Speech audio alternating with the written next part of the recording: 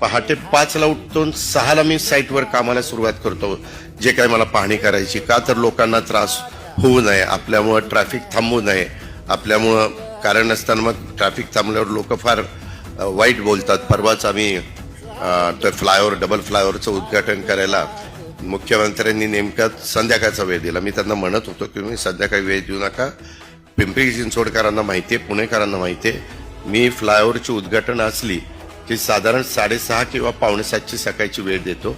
एक रिबीन लावायची, कापायची, गाडी घेऊन जायचं, झालं उद्घाटन.